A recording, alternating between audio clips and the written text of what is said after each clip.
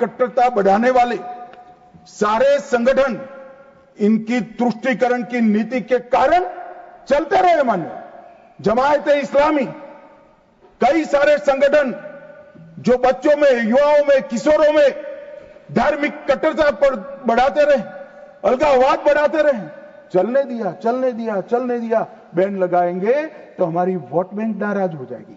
मान्यवर, इसके साथ साथ पाकिस्तान ने टेरर ग्रुप बनाए और ये टेरर ग्रुप के प्रवक्ता, इसका नाम है हुर्रियत कॉन्फ्रेंस।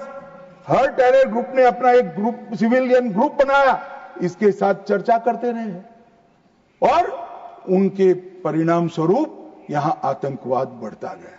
मान्यवर, मैं आज स्वर्गीय शम्मी कपूर को भी कोट करना चाहता हूं। शम्मी कपूर जी, मैं पार्टी का अध्यक्ष था तब मिलने आए थे। उन्होंने कहा, अमित भाई, मेरा जब गोल्डन पीरियड था, मेरा साल का 30% टाइम कश्मीर में जाता था, इतना शूटिंग होता था कश्मीर, और मैं वहां के लोगों को मिला हूं। प्रोग्रेसिव सोसाइटी थी, महिलाएं प्रोग्रेसिव थी, धर्मनिरपेक्ष बात करते थे, सूफी संतों की बात करते थे, वहां पर कश्मीरी पंडित भी मिलते थे। आज मैं देख रहा हूं कि वो बच्चियां पथराव कर रही है। क्या हो गया, किसने बिगाड़ा? तब मैं इसके नीचे गया था मान्यवर, तब मालूम पड़ा कि ये जमाते इस्लामी ने पूरी शिक्षा, प्राथमिक शिक्षा पर कब्जा जमा कर रखा था और बच्चों के दिलो दिमाग के अंदर जहर घोलना शुरू किया। तब जाकर ये स्थिति हुई। मगर कोई भी कभी भी ये कांग्रेस इसके मूल में नहीं गई और मान्यवर धीरे धीरे ये बढ़ता गया। मान्यवर नरेंद्र मोदी जी ने तय किया कि ऐसा नहीं चल सकता और 5 अगस्त 2019 को यही ऐतिहासिक सदन में धारा 370 और 35 समाप्त, और उसके बाद शुरू हुआ टेररिज्म को फैलाने वाले, अलगाववाद फैलाने वाले टेररिस्ट और इनकी इकोसिस्टम संपूर्ण सफाई का एक युग शुरू हुआ। मान्यवर, धारा 370 35 से हटाए गए, जीरो टेरर प्लान बना, एरिया डोमिनेशन की योजनाएं बनी, कैपेसिटी बिल्डिंग की योजनाएं बनी, मल्टी लेवल डिप्लॉयमेंट लगाया गया, तकनीक का उपयोग बढ़ाया गया, जेल प्रबंधन बढ़ाया गया, ड्रोन रोधी सिस्टम और गन तैनात किए गए। मान्यवर, हम सब ने देखा, देश की जनता ने देखा, कई आतंकवादी मारे गए, 10-10 हजार के जनाजे निकले। मान्यवर, हमने कठोर निर्णय लिया, आतंक में लिप्त किसी भी व्यक्ति का जनाजा नहीं निकलेगा, जहां मरेंगे वही दफना दिया। और मान्यवर, इस वक्त कांग्रेस पार्टी ने विरोध किया था, फारूक अब्दुल्ला जी की पार्टी ने विरोध किया था। आतंकी समर्थन को चूर चूर कर नौकरियों से निकाला गया, पासपोर्ट और गवर्नमेंट कॉन्ट्रैक्ट के हेतु इनको अघोषित किया गया। 75 पाकिस्तानी समर्थक सरकारी कर्मचारियों को ड्यू लीगल प्रोसेस से बर्खास्त करा दिया गया। बार काउंसिल सस्पेंड कर भारत के संविधान को मानने वाली बार काउंसिल प्रस्तावित की गई। यूएपीए अदालतों की स्थापना हुई और लगभग मई 22 से लेकर मई 25 तक 2267 प्रकरण यूएपीए के दर्ज हुए। इनकी पूरी टेरर फाइनेंस की इकोसिस्टम को ध्वंस किया। एनआईए और ईडी ने बहुत अच्छी कार्रवाई की, कई एसओपी बनाई गई और 347 संपत्तियों को जब्त कर दिया गया। एक और जमाते इस्लामी और ऐसे संगठनों को हमने बंद करने का काम किया और दूसरी ओर मान्यवर इनकी इकोसिस्टम को भी हमने समाप्त कर दिया। मैं आज इस सदन के रिकॉर्ड के लिए बैन किए हुए संगठनों का लिस्ट पढ़ना चाहता हूं।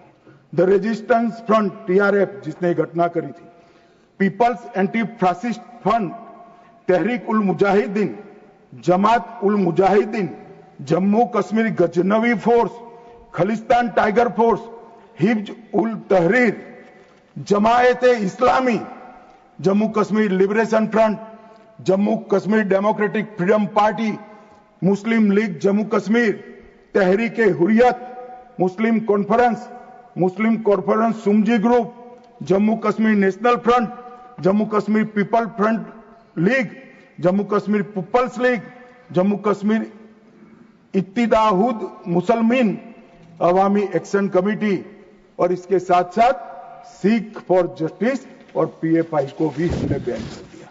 और मान्यवर, परिणाम क्या हुआ? परिणाम ये हुआ 2010 में 10 से 15 की एवरेज ऑर्गेनाइज टॉन पिल्टिंग, हमने भी दृश्य देखे हुए जो समूह कपूर ने चिंता की थी। छोटी छोटी बच्चियां पथराव करती थी। 2564 सालाना होते थे। 2564 पथराव की घटना हुई। 2024 के बाद एक भी घटना नहीं हुई। ऑर्गेनाइज हड़ताल जिसका वो लोग ऐलान करते थे, पाकिस्तान के बैठे हुए हुर्रियत के आका सालाना 132 दिन घाटी बंद रखते थे। 3 साल से एक भी हड़ताल का ऐलान नहीं हुआ है, हिम्मत नहीं है। स्टोन पेल्टिंग में नागरिकों की मृत्यु, 112 नागरिक मारे जाते थे, अब 0 मारे जाते हैं। सिक्योरिटी फोर्स का इंजर्ड, साल में 6235 सिक्योरिटी फोर्सेस इंजर्ड होती थी, अब 0 हो गई है। मान्यवर, इसके साथ साथ ये पूछ रहे थे, अभी वो शिवसेना की सदस्य भी पूछ रहे, क्या आतंकवाद समाप्त हो गया? इतनी गहरी जड़ें कांग्रेस की ने डाली है, समाप्त होने में बहुत देर लगेगी। हमारा प्रयास है जल्द से जल्द, परंतु मान्यवर, आंकड़े में कहना चाहता हूं, समाप्ति के कगार पर है। आपको पसंद नहीं आएगा, मगर समाप्ति के कगार पर है। पहले 2004 से 14 तक कुल घटनाएं 7217 हुई।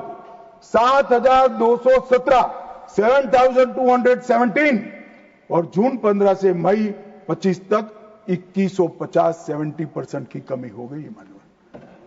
आतंकवादी घटनाओं में 70% कमी। नागरिकों की मृत्यु 1770 हुई थी, अब नागरिकों की मृत्यु 357 हुई है। मान्यवर, 80% की कमी। और सिक्योरिटी फोर्सेस 1060 मारे गए थे, अब 542 मारे गए हैं। मान्यवर, 49% की कमी। मान्यवर, इसके साथ साथ हमने कश्मीर के अंदर ढेर सारा काम किया है। मान्यवर, लगभग 59,000 करोड़ की 53 परियोजनाएं थी। चिनाब पर विश्व का सबसे बड़ा पुल बना। 8.5 किलोमीटर लंबी बनिहाल सुरंग बनी। उधमपुर, श्रीनगर, बारामुल्ला तक रेल पहुंची। जोजिला सुरंग और बनिहाल सुरंग बने। रोजगारी का सृजन 63,000 लोगों का हुआ।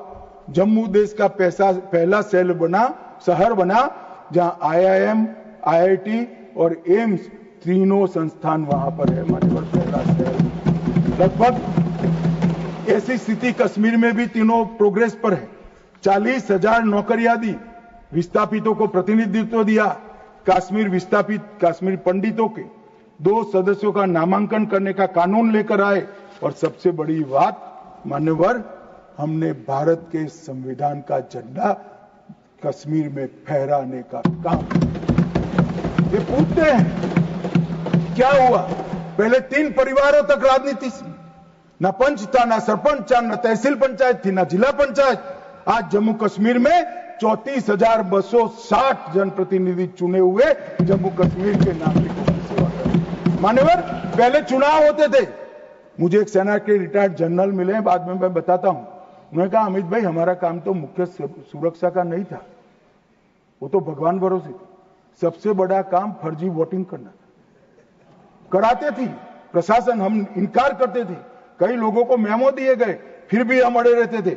3%, 4% वोटिंग होती थी। आज नरेंद्र मोदी के शासन में जिला पंचायत के चुनाव में 98.3%। जनरल इलेक्शन में अब तक का सबसे ज्यादा वोटिंग आजादी से। ये बताता है वहां लोकतंत्र प्रस्थापित